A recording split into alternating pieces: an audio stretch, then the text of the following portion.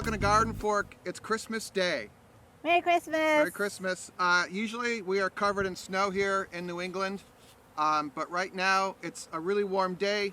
You can see the bees are out, so we're just going to do a quick check. We put some sugar on the top of the hives called mountain feeding method. We have a previous video about that. The link is below.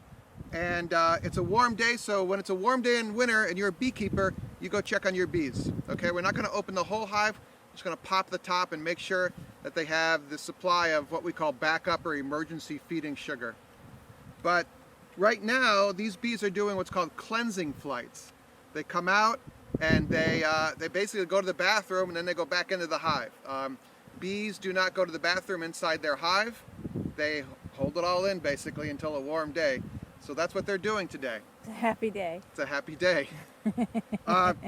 They're doing really well. It's just December. We haven't got through the hard part of winter yet here, but it's a good sign that all 4 of our hives are still alive, and that's in a plus column for us. They're so active. Yeah. Goodness, they're all around you. They will be a little cranky today, all right? So we're just going to open the tops very quietly.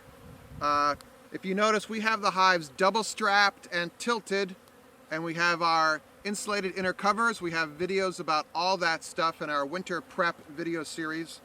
Again, the links are below. But you can see here, we've got it all strapped up because if a big wind comes, these fall over, it's a bad thing. And one of them did fall over last year. You can see what we did about that in another of our videos. So let's pop a top and see what they look like, okay? Okay. Gloves on.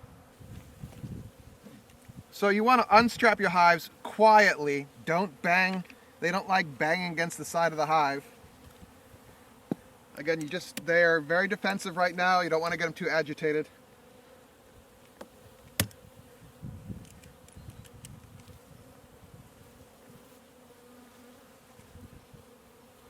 This is our weakest hive. This hive swarmed in the middle of summer and it never bounced back.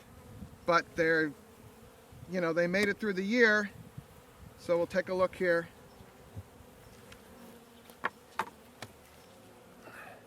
Wow.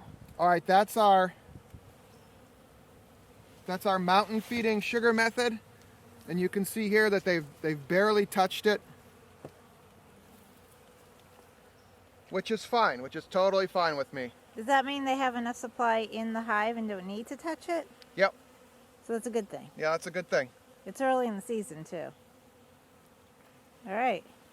If you do need to top up your mountain feeding, you add your granulated sugar and then spray it and you wet it down so it cakes up. So what that does is it makes it more solid and they're less likely to want to clean it out and remove it. Bees like to keep a tidy hive, and if you just have loose sugar around, they might take it out. So if you spray it with water, you could put essential oils in here if you want. Spray it to make it hard. I'm not going to spray it now because wet bees are dead bees and they're flying around. But this is a good sign. Mountain feeding method, we're good so far.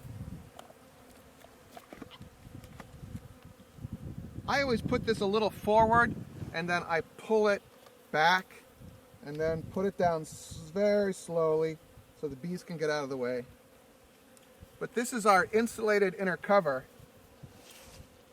You can see here there's actually a piece of insulation in the top of the hive, and that keeps the cold air away from the top of the hive and reduces condensation. And then we have a standard outer cover here, which will always slide forward. And then we strap it down, and we'll wait to another warm day in a month or two to open this up again. Generally 40 degrees or warmer, but if it's 30 and you think you need to throw a sugar patty on there, some sugar cake or something, or a pollen patty, do it really quick, and you can maybe get away with it. Pretty cool. All right, there you go, another part of our beginning beekeeper series. Again, we're not the experts, we're just learning as we go and sharing our stories. If you have some suggestions, please leave them below, or questions, leave them below as well. We have some suggested beekeeping books and supplies. The links are below as well. I think, one of the most important things is to join a beekeeping club, and you'll learn a lot from the other people. All right, so make it a great day. You'll learn too much from the other people. Yeah. So make it a great day. Go out and do cool things and tell me about it in the notes below. See ya.